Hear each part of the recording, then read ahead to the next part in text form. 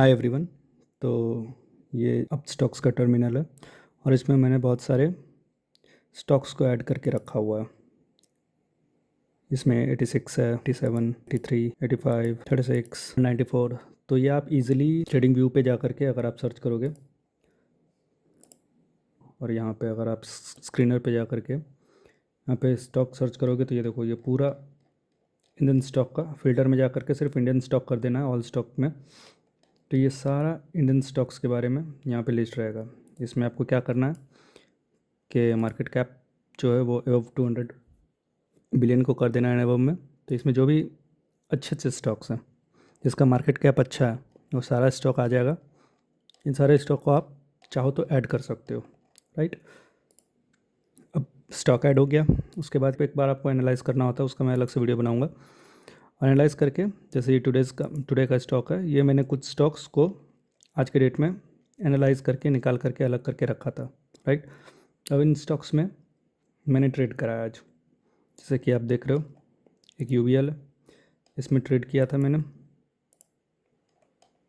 इस पर ट्रेड किया था मैंने अराउंड, अगर मैं आपको ऑर्डर बुक में ले जा करके दिखाऊँ, 925 में मैंने इस पर बनाया था।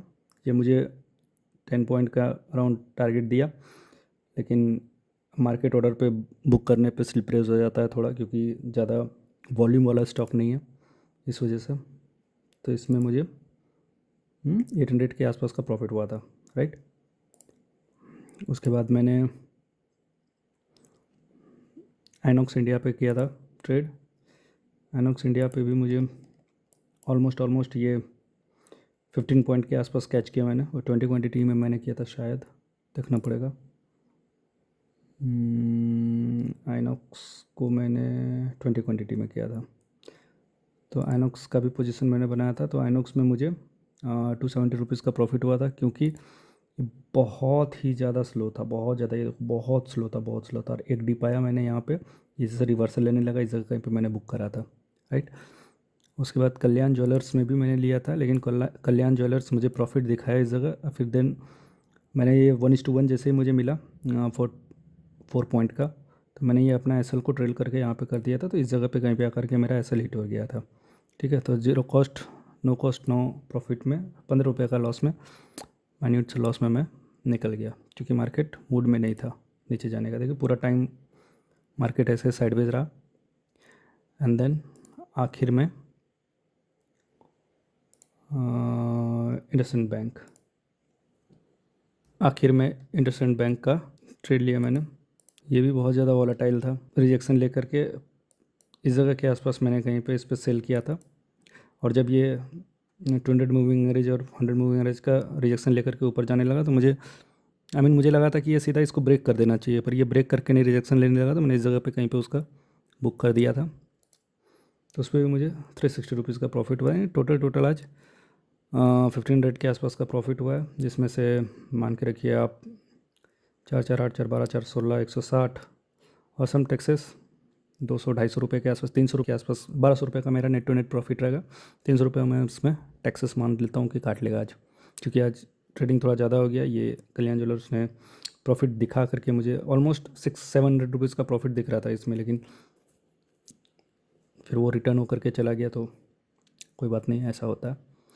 तो ये है मेरा आज का, ठीक है। और स्टॉक ट्रेडिंग किया करो गाइज। स्टॉक ट्रेडिंग में ये ठेका के वगैरह का टेंशन नहीं होता है, बिगनर्स के लिए बहुत ही अच्छा है। आप एक बार अर्न करना स्टार्ट कर दो, उसके बाद अगर आप चाहो तो फ्यूचर एंड ऑप्शन कर सकते हो, बट ये एक अच्छा ऑप्शन है। स्टॉक को सेलेक्ट कैसे करना है, मैं अपना स्टॉक्स कैसे सेलेक्ट करता हूँ, मेरे पास जो इतने सारे लिस्ट हैं स्टॉक्स के, मैं इन लिस्ट्स में कैसे अपना स्टॉक्स को अलग अलग करके सेलेक्ट करता हूँ। और मेरा स्टॉक्स ऑलमोस्ट 10 स्टॉक का जब मेरा बन जाता है एक लिस्ट, तो फिर मैं उसी में ट्रेड करने का कोशिश करता हूँ पूरे दिन में। और ज़्यादा नहीं, 3-4 स्टॉक्स में आप ट्रेड करो। शुरू में आप अपना ऐसा ही टारगेट छोटा रखो, 1000 रुपये के आसपास का प्रॉफिट रखने का कोशिश करो, क्योंकि इसमें टैक्सेस भी थोड़ा ज़्यादा होते हैं एफ से, वैसा है बात है। तो चार्जेस को ध्यान रखते हुए आप एकदम ही कम क्वांटिटी में करोगे तो पता चलेगा आपका चार्जेस है, क्योंकि 40 रुपीज़ तो कहीं नहीं गए बाय और सेल करने के, और चार्जेस वगैरह मिला करके आपको अराउंड 80 रुपीज़ के आसपास लग जाता है। 60 to 80 रुपीज़ आपको एक ट्रेड में लग जाएगा बाय सेल करने पे।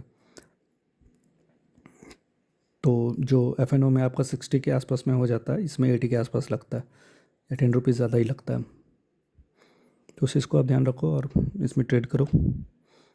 एकदम ही कम क्वांटिटी में मत करना और शुरू में बहुत ज़्यादा क्वांटिटी में भी नहीं जाना।